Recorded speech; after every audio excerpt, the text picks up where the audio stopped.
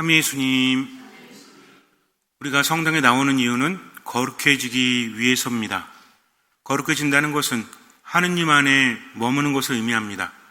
거룩하신 분은 오직 하느님 한 분뿐이시기 때문에 사람이 거룩해질 수 있는 유일한 방법은 하느님 안에 머문다는 거죠. 그래서 거룩하다는 것은 다른 것이 아니라 하느님 안에 머무는 것이다. 그렇다면 어떤 사람이 하느님 안에 머무는가? 하느님 안에 머문다는 것을 우리는 알고 있죠. 그래야 된다는 것을. 하지만 구체적으로 어떻게 하면 하느님 안에 머물 수 있을까요? 예수님은 요한복음 17장에서 말씀하십니다.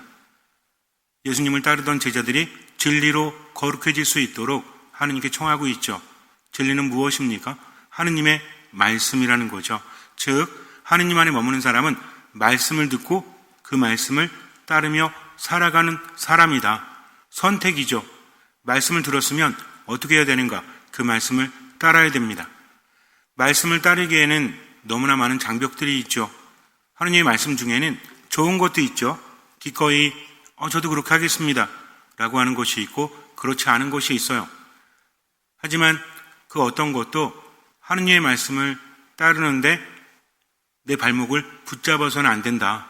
하느님의 말씀을 따른다고 하면 어떤 상황에 있든지 간에 최선을 다하고 맡기는 것이다. 즉 내 능력이 한계가 있어서 이 정도분이 못합니다 하느님, 나머지는 하느님께 맡깁니다. 바로 이거라는 거죠. 그래서 내가 하는 것은 내 능력으로 하는 것뿐만 아니라 하느님께 맡기는 것도 포함이 된다. 그러니까 어떤 상황에서든 하느님의 말씀을 듣고 따를 수 있다는 거죠. 얼마만큼? 할 수 있는 만큼, 또 얼마만큼? 보이는 만큼. 중요한 것은 그만큼을 다 하느냐 하지 않느냐 이겁니다. 때로는 감정 때문에, 때로는 여러 가지 상황 때문에 하느님의 말씀을 따르지 못할 때도 있죠. 우리 마음속에는 하느님의 말씀을 받아들이려고 하는 마음과 하느님의 말씀에 대해서 반감을 느끼는 마음이 있어요. 예를 들어서 어떤 분들이 말씀하십니다. 시모님, 맨날 즐겁게 살고 웃는 것도 중요하지만 어떻게 맨날 웃을 수 있습니까? 차라리 힘든 건 힘들다고 말하는 게 낫지 않습니까? 힘들 때는 안 웃는 게 나아요. 웃으면 더 비참해집니다. 라고 합니다.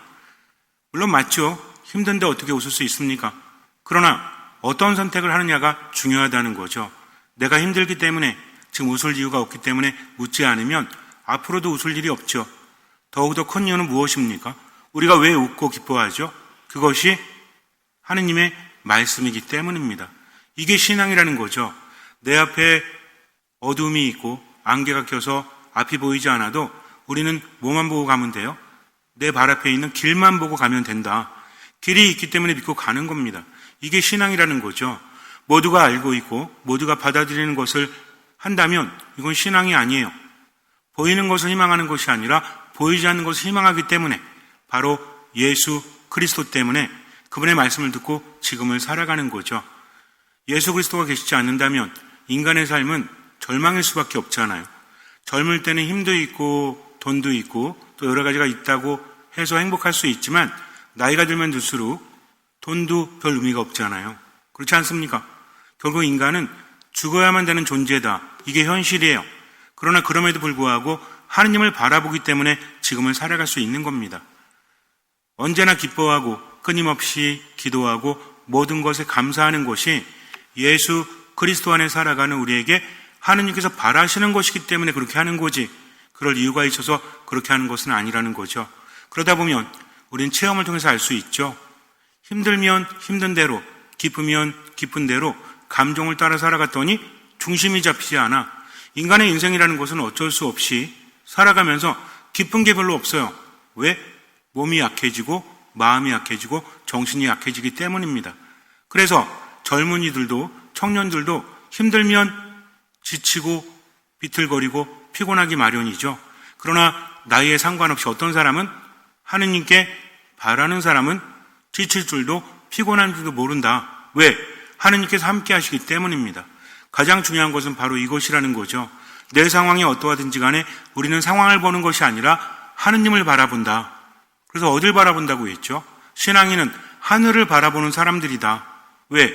하늘에는 하느님께서 계시기 때문에. 그래서 그리스어로 인간이라는 것이 어떤 단어를 쓴다고 했죠? 기억나세요? 안드로포스라고 했습니다. 히라버를 다 알 필요는 없어요. 근데 가끔 그래도 자주 들으면 익숙해지잖아요.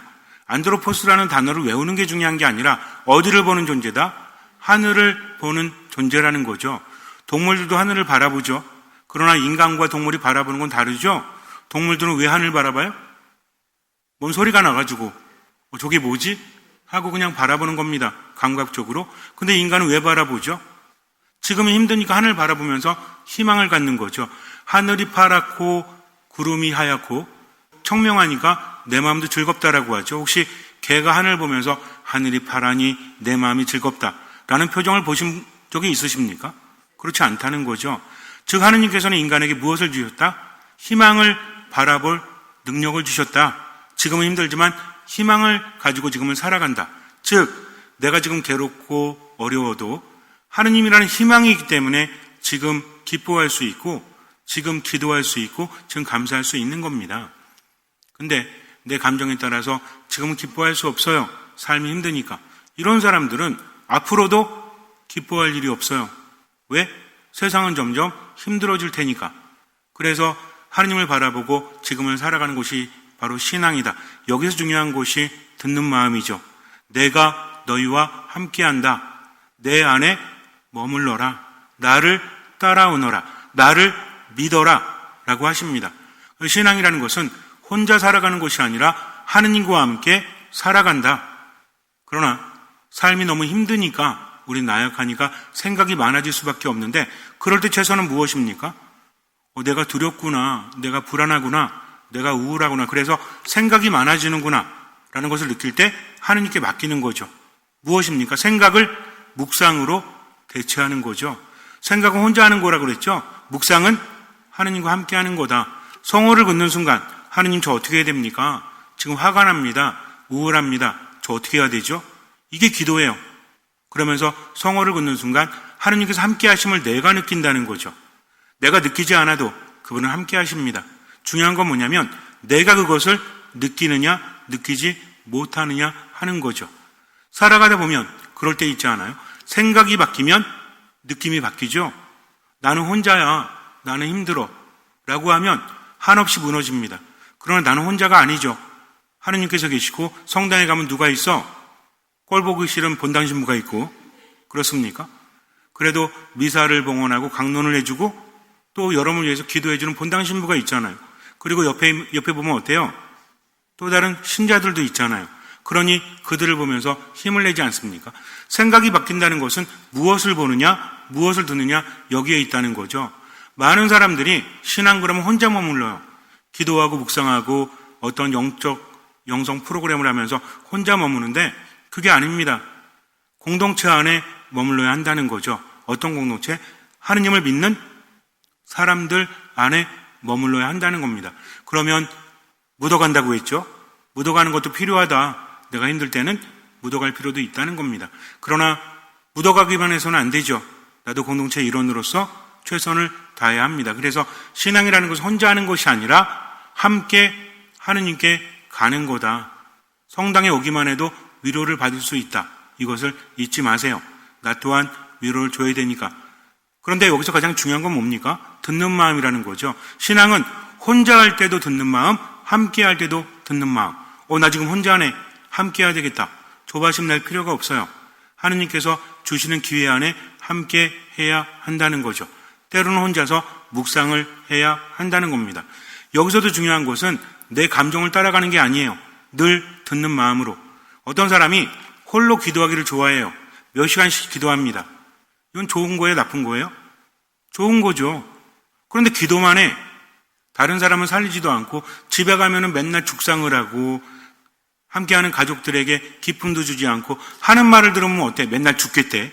힘들어 죽겠대. 나는 빨리 세상을 떠나고 싶대. 가족이나 있는 게 지긋지긋하대. 라고 말하진 않아도 감정적으로 그런 말하면서 성당에 가는 것만 좋아한다면 이 사람은 하느님 안에 머무는 게 아니죠.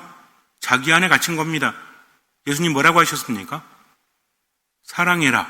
서로 사랑해라. 사람을 살려라, 죽여라. 살려라. 무엇으로? 말로, 행동으로, 표정으로.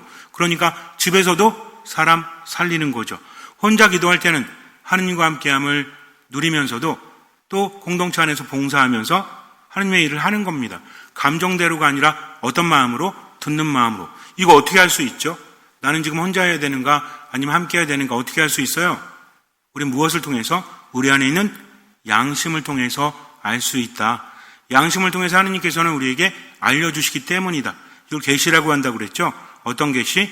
간접 계시라고 했습니다. 직접 계시는 예수님께서 복음을 통해서 우리에게 하신 말씀들, 즉 중요한 것은 어디에 있든지 간에 듣는 마음으로 지금을 살아갈 때 하느님의 말씀이 내 안에 오고 나를 거룩하게 하신다. 이게 거룩해지는 겁니다. 하느님 안에 머무는 겁니다. 그런데 그 말씀을 듣고도 따르지 않는다면 이것은 무엇일까요? 하느님의 말씀이 내 안에 들어오는 것을 방해하는 존재가 있죠? 그 존재가 누구예요? 사탄입니다. 우리 안에 있는 하느님의 말씀을 자꾸만 빼앗아 가려고 하죠. 어떤 마음을 갖지 못하게 하는 거죠? 듣는 마음을 갖지 못하게 합니다. 성당에도 사탄이 있을까요? 없을까요? 있을 수도 있어요. 성당에 앉아 있어. 하지만 듣는 마음을 갖지 마. 하면서 성당에 앉아 있으면서 안심은 돼. 근데 듣질 않아. 듣질 않으니 어때요? 열매를 맺지 못하는 거죠. 하느님의 말씀을 듣는 사람의 태도는 무엇입니까? 겸손하다는 거죠. 순명한다는 거죠. 그 맛을 알기 때문에 여러분들 노력하셔야 돼요. 성당에 왔는데 하나도 기억 안 난다? 이건 둘 중에 하나입니다.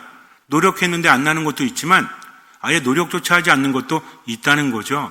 자기 고집을 부리고 있는 거예요. 그러면 대화 안 돼요? 안 됩니다. 그러니까 자꾸 듣고 입으로 말하고 삶으로 실천하고 이럴 때 말씀이 나를 이끄신다는 거죠. 그렇지 않으면 아무리 성당에 열심히 나와도 아무 의미가 없어요.